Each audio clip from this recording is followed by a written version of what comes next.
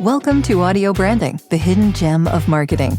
Sound plays a more important role in human behavior and our decision-making than you may realize. In this podcast, I'll help you understand the art and science of sound so you can better influence others in business and your life. I'm your host, Jodi Krangle. Let's delve a little deeper.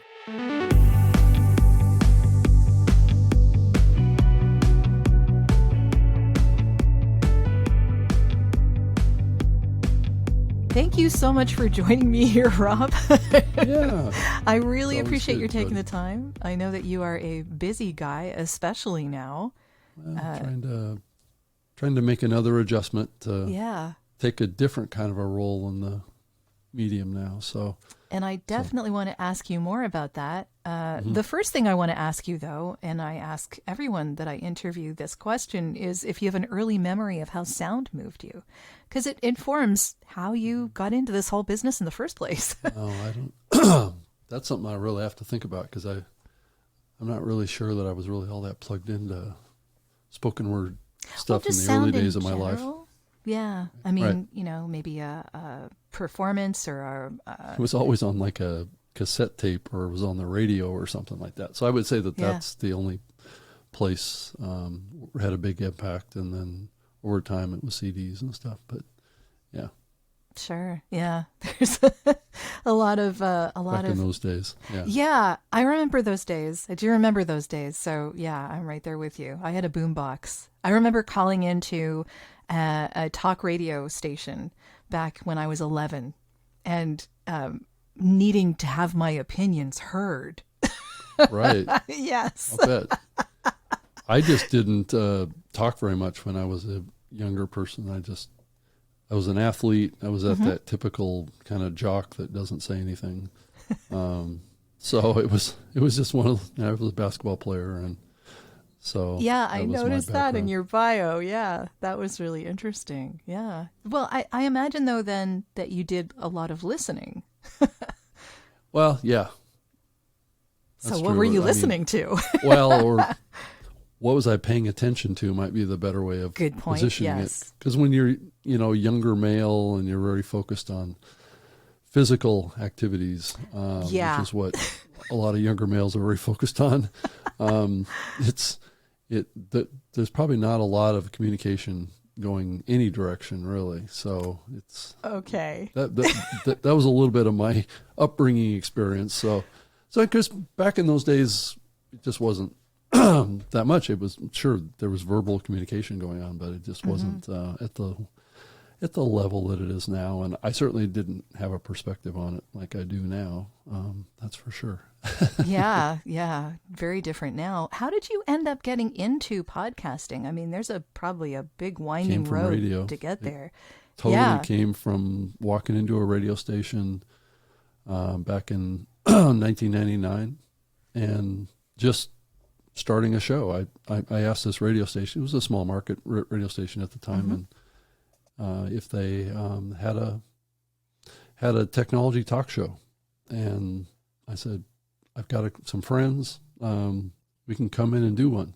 So let's see what we can get set up. And they said, well, we have, lifestyle programming on the weekends, so you can come in and get a slot at 11 a.m.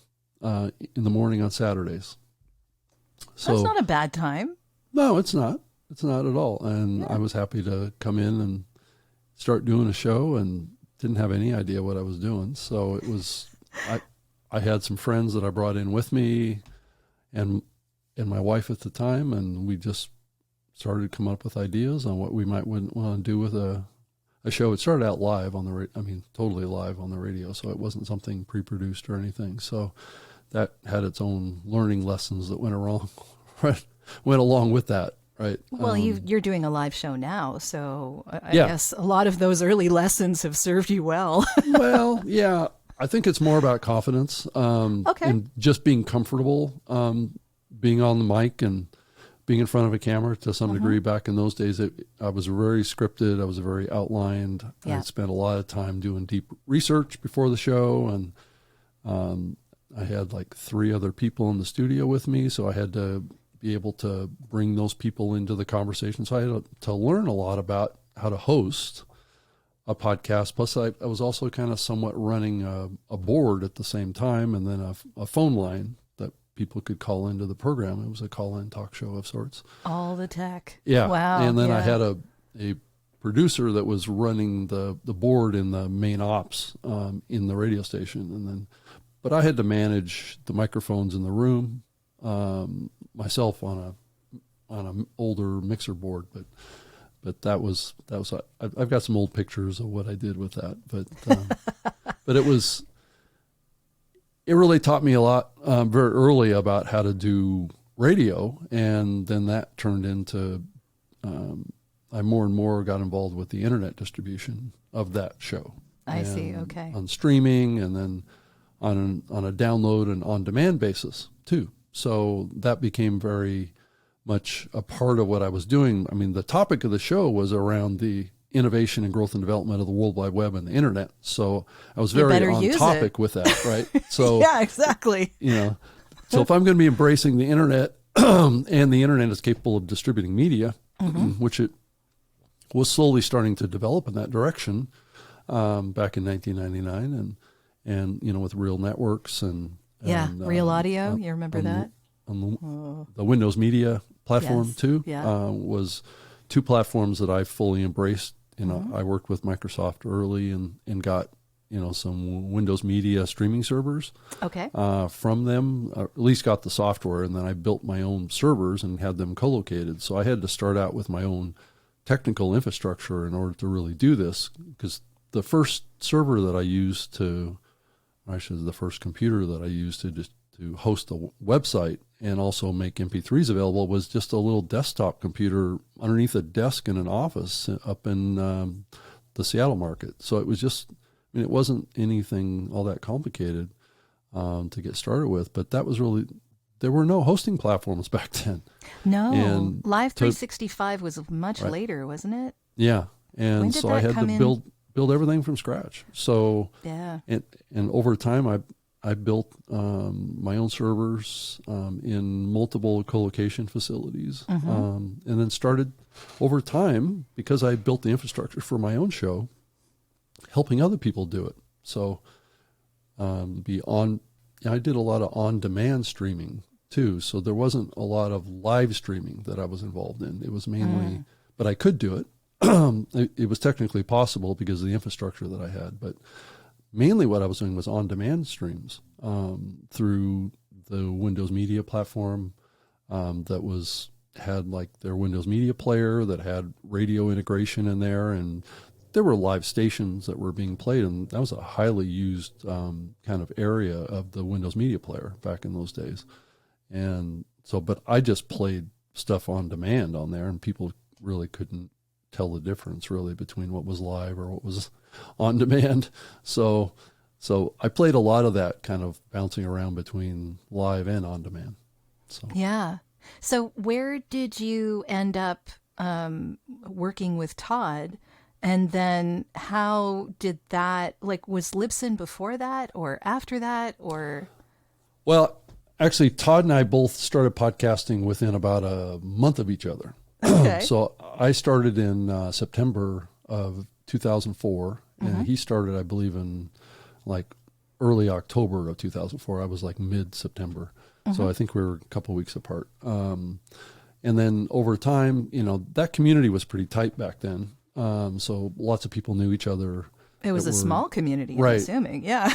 that were developing, and focusing on podcasting per se. But, I wound up taking my show, which was called the Web Talk World Radio Show. And then I partnered with Todd, on his tech podcast network that he was building back then. And, I believe it's the first podcast network that ever existed. So, where there was 6 or 7 shows that we all kind of started working together. And then I offered my streaming services to the network. So we would upload the latest episodes to my servers, and then it would basically play a live stream that would play each of the most recent episodes from the network. So that's how kind of Todd Cochran, who's the CEO of Blueberry, started working together. So it was more starting from being content creators and trying to do something different. I mean, I was really all about streaming back when I started working with my radio show. And so that's what I brought to Todd, because he didn't really have the technology infrastructure to do streaming. So I had a lot of it. So I had like 3 different servers that were doing it for Windows Media and then for Reel. And so the whole MP3 download that we know in podcasting today really wasn't much of a factor for me back then. It was just one other way that somebody could get my show off of the website. So I would like post a link to an MP3 file, and that was about as technically advanced as it was. But then I started working with some upstart platforms that were kind of like precursors to podcasting that were prior. So like 2002, 2003 timeframe. And actually, Microsoft had one of the earliest podcasting platforms. And ironically, later in my career, I wound up working for Microsoft in this area. And it may have had something to do with this, but they had a platform called Sync and Go. And it basically enabled the synchronization of video and audio files from Windows XP to Pocket PC devices. And so it was the client software in the Pocket PC devices, and then a client software in Windows XP that basically the Windows XP client had like 13 content providers in there. There were video and audio content providers, and I was one of 3 kind of radio shows that offered a download into the Pocket PC device. And I was paid 25 cents per transfer of an episode. From Is that good? Windows Is that XP. bad? Well, it paid me like $5,000 a month back then. Wow, really? Just being on that platform and having that platform that Microsoft was pushing out with their Pocket PC devices be used by, I think it was being used by 2 or 3 million people. So it was It was a decent sized platform, but it was almost like a mirror reflection. And this was back in 2002, 2003. So, 2001 to about 2005, they actually killed it in 2005. So, that's too bad. So, I guess it wouldn't stand up to today's. Well, I mean, I was complaining to them. It's like, well, just add more content providers, right?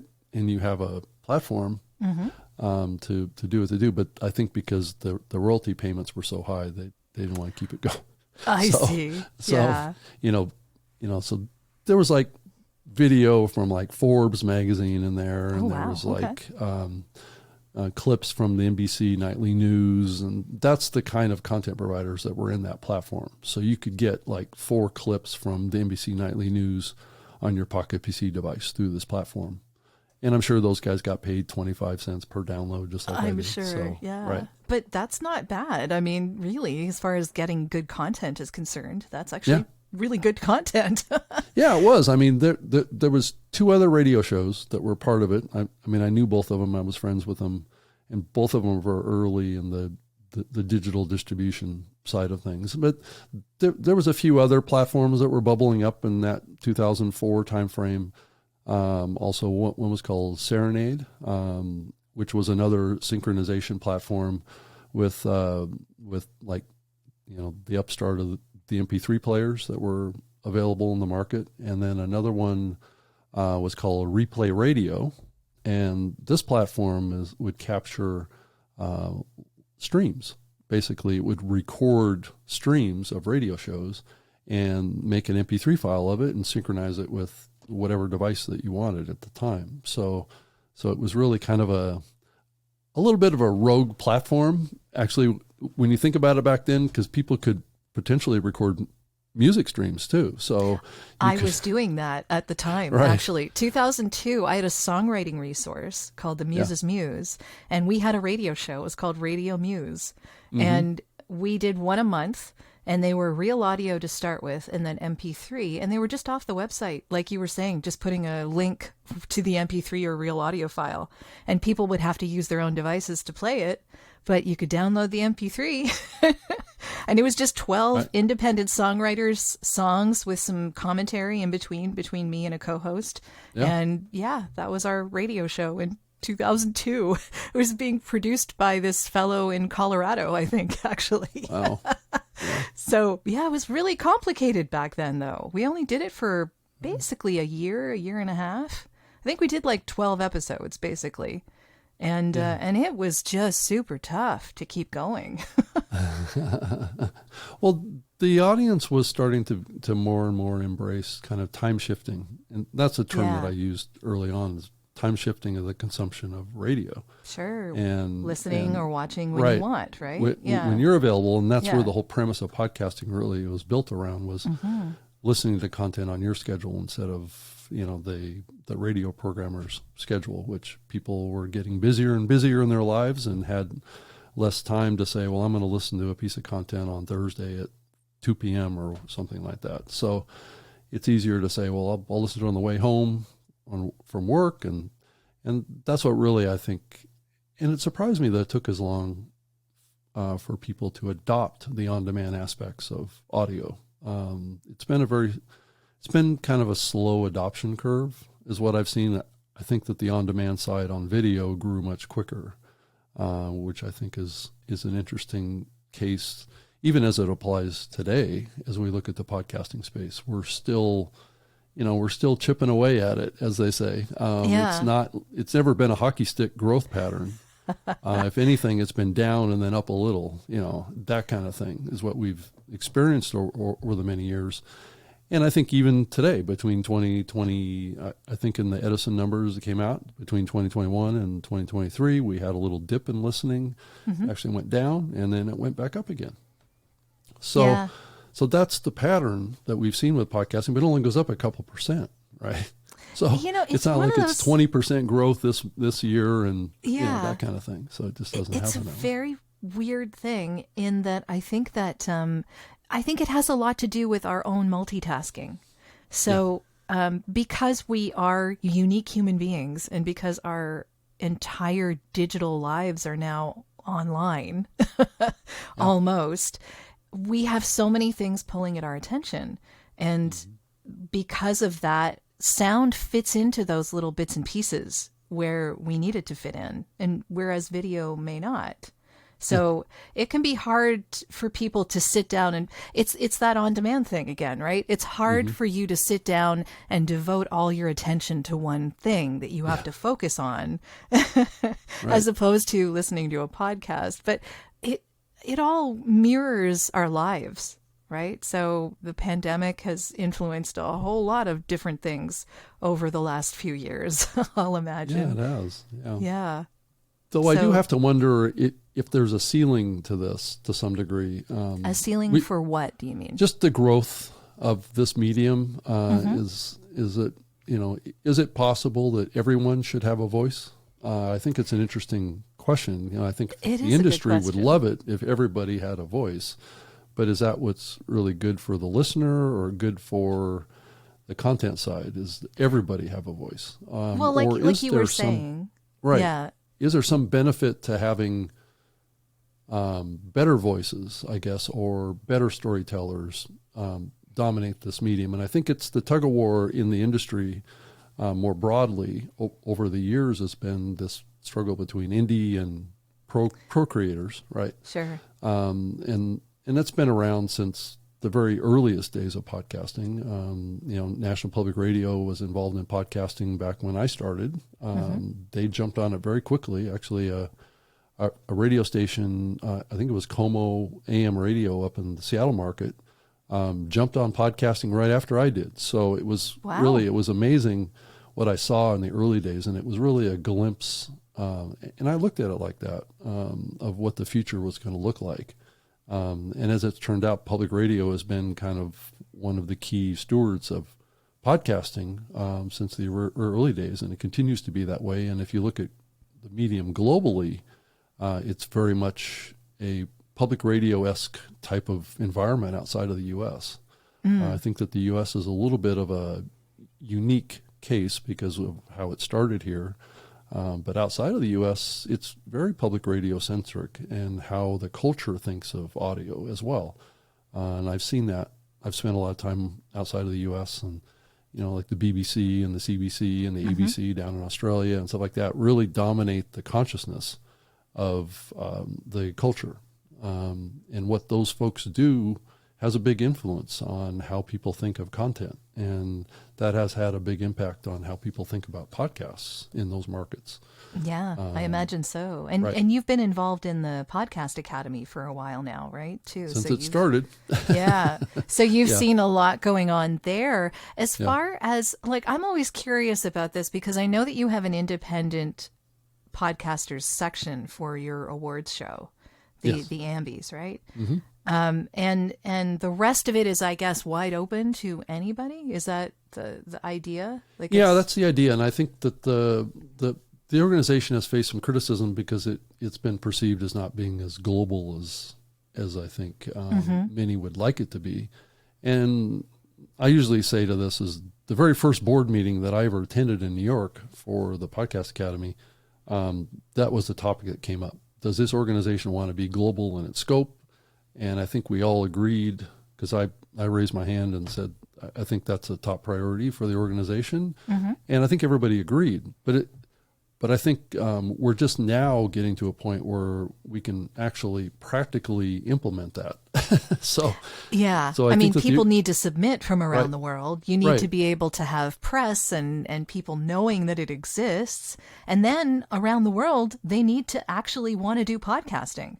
Yeah, and it's been the last 3 years, we've seen a big explosion of interest outside of the United States for podcasting. And I know I'm always kind of playing in the space probably a couple of years ahead of where the space is. So I was seeing a lot of interest starting to grow outside of the U.S. And I'm talking to people outside of the U.S. and they express, why doesn't Podcast Academy do more outside of the U.S.? And I'd say, we just haven't got there yet, because we have to build a foundation first before we can really spread our wings. And that's kind of what the organization really did at the beginning. And it's got three Ambies events under its belt now. So I think the infrastructure of the organization and how we elect new governors and how we select winners for the Ambies and how we put on events for the Ambies is we're basically pretty baked on that. So now we can spread our wings a little bit and get more people involved on a global scale. And hopefully I get reelected to the board. I'm running for reelection. And that's actually a good development. If I don't get reelected, that's fine. I served for 3 years and I helped get that organization off the ground. And I believe it's going to be, it's going to be an important organization going forward into the future for podcasting. Yeah. What do you see it doing in the future? Well, I see it increasingly getting more involved in education. Podcasters, especially podcasters that want to work in podcasting as a career. And more and more of those, aren't there? Right. And there is an increasing need for elevating skills, especially higher production value skills, that is growing in the medium. I think we're seeing a little bit of a dip in it right now because a lot of the bigger platforms are not investing in new content quite as much as they were, like maybe even a year ago, just because of the economy. But that'll come back, hopefully, if everything goes well. Yeah. And we will jump back into the mix of really investing in high-quality podcast productions and really kind of continuing to elevate the medium to increasing levels. I mean, we're seeing technology innovation come into the medium increasingly with spatial audio and software solutions that are using AI technology and things like that are starting to have an impact on the medium and the quality of what we're seeing. And AI is one of those wild cards that I don't think any of us really know how significant it's going to be, but I do know. Or how fast it's going to be significant. Right. Well, I think it is going to be significant. I think it already is, but it's... yeah. It's just none of us anticipated that, though. I don't think. I mean, we were kind of, It kind of snuck up on us. It snuck up on us a little, yeah. Right. Yeah, I'm not sure that we, as an industry, don't always have our eyes keened on what's happening as much on the technology side, and that's always really driven podcasting. I mean, if you really back up and you look at the history of it, the technology innovations have definitely been a significant driver of the development of the podcasting medium. So, yeah, but yet a lot of people don't really make those connections quite as much, and it does. You know, I've worked for a lot of platforms in the podcasting space, and there isn't a lot of innovation in podcasting generally. I can say that just from the standpoint of, you know, people have business models and they're trying to balance budgets with revenue and things like that. So people are very focused on that. And that does tend to drive a little bit of a conservative approach. I would say that the innovation happens first more on the creator end, and pushing these platforms to do something different and maybe new and innovative. So I think that's starting to happen now more. Speaking of that, I know that you've made some pretty big transitions in the last really short while. But I mean, you've made a lot of transitions from those hosting companies to like a whole lot of stuff along the way. So it's nothing new for me to transition to something new. Right. Yeah. And nothing wrong with that at all. So what are you hoping to accomplish with what you're doing now? What was the reason for transitioning into that? Yeah, I think it had a lot to do with kind of how I have evolved as a person in the podcasting medium, and what I've learned from all of the stops that I've made along the way, about, you know, I think my contribution to the medium can be more significant than it probably has been. I started out working on platforms with podcasting in 2005. That's how long I've been working on this. It's a little while. I started working on a mobile listening platform for podcasts back in 2005. I worked on that from 2005 to 2007 on pre-smartphones, you know, like the Razor phone. I mean, a lot of people listening to this maybe don't even know what I'm talking about. And then I actually do. Right. And then, but yeah.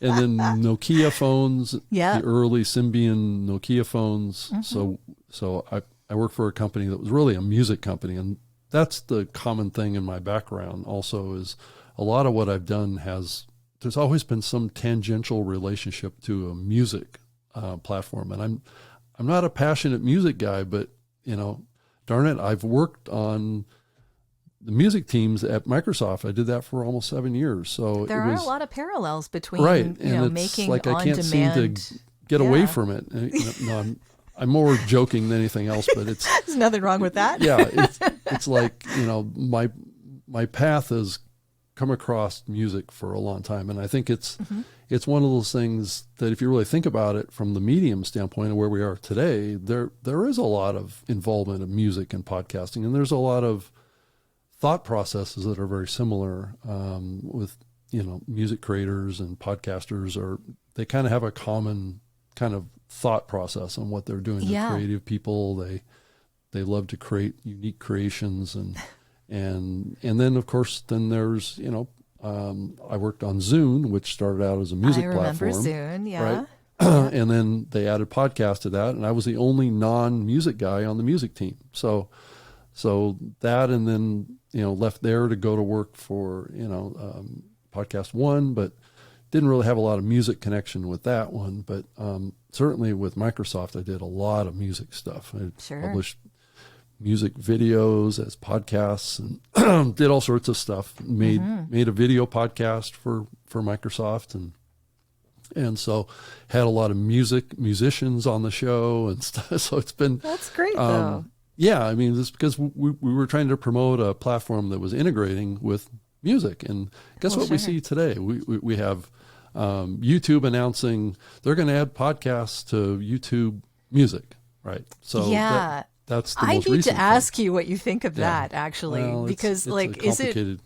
I understand that saying it's a podcast when it's really not on RSS and it's a video and et cetera. Well, that's another part of that conversation, right? Is YouTube's embrace of video, which they're calling video podcasts, which which it is raising all sorts of conflation, confusion, and discussion in the podcasting medium right now as YouTube evolves what they're doing in the podcasting side. So yeah. It's complicated. It as is a lot of complicated. And this it's always is. been complicated with those guys, unfortunately. Yeah. Because they've benefited from podcasting for a long time, but they've been pretty much ignoring it for most of the time that they've been a beneficiary of it. Well, even now, when they're talking about podcasting, they're not talking about putting up an RSS feed. They're talking about uploading your video, basically, right? Like, right. Yeah, okay. I don't see them buying like a podcast hosting platform like we saw Spotify do. Sure. Mm-hmm. So just because they're going to say, well, if we're going to do that, we're going to build it ourselves. So which makes sense. And if they did that, maybe it would be really beneficial. Who knows? I don't know. Yeah, I think that the danger with those guys is that they're going to create a siloed platform that people will upload directly to them, and it will only be available on and that's not the point YouTube. Of RSS. Right. Open distribution is not something what YouTube has embraced. So, and it's not something we should give away either. I don't think anyone should be giving it away for free, not for free. I mean, there are some people who have gone over to Spotify for millions of dollars. Okay. Yeah. But why give away your whole feed to someone else and be beholden to that particular platform? I don't know. Yeah. It's a hard question to answer for a lot of people, because I think that maybe a lot of people aren't really aware of how valuable that open network is. Yeah, I agree. Mm-hmm. I definitely agree with that. And though I think YouTube will probably create a pathway for you to add your RSS feed. I hope they do. That would be a great development. To their tools, and it'll suck up all your content, right? And then they'll rehost the content. So, you know what? As long as it's still an RSS feed and they're getting it from my RSS and I'm not beholden to being on that platform or else, I'm okay with that. Yeah. I mean, it does raise some other questions, though, because the industry has been moving increasingly towards dynamically inserted content. So where go the ads? Well, the ads, and, the truth is that, a lot of people perceive the dynamic ad insertion as advertising, which it primarily is used that way, but it certainly can be used for other types of content too. So you can put in promos, you can put in maybe segments in there, sound IDs, all sorts of things can be inserted into those dynamic inserted locations.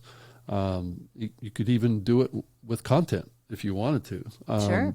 So it doesn't have to be just ads. But the fact that YouTube is looking to cache episodes puts them in a relationship kind of requirement that they get, dynamic free content, right? Content that doesn't have auto insertions in it, which raises a lot of issues. It creates like a tiered infrastructure for dynamic ad insertion. So, give YouTube kind of like your generic copy that doesn't have anything additional in it, and then YouTube's going to do all that, right?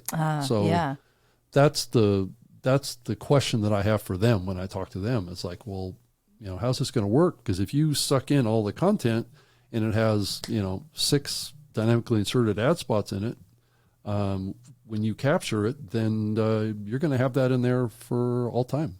So, and then you're going to layer in your own advertising on top of that. Well, it does become a profit share question then, doesn't it? The same way that YouTube videos are right now. Yeah. But I mean, they're used to that kind of idea. So I don't know. There's still a lot of questions up in the air. Yeah, there are. Totally right. Yeah. And I'm trying to ask them. So if you're listening to this, please reach out. I've got ideas on how it can be solved. It's just, are you willing to do the things that are needed to do that? And the other question is, are the podcast hosting platforms going to basically embrace what's needed? And that's to deliver ad-free, dynamic-free content to YouTube. So, and why? Interesting question, yeah. Why would the hosting platforms do that? There has been other companies that have tried to do this. Prior, YouTube is not the first. as well as lots of things are never the first that have been tried in podcasting. But, the Spotify tried to do the same exact thing, caching episodes and delivering them off their own platform. Pandora wanted to do that as well. And over time, the industry kept pressuring them to do what's called pass-through, which means that the episodes are hosted on the main podcast hosting platforms, and it just passes through to their platform. And it doesn't, but then that cuts YouTube out from being able to monetize. So. Well, that's the end of this episode. Thanks for listening. And if you like what you heard, why not tell a friend about this podcast? It's available in all the usual locations. Until next time.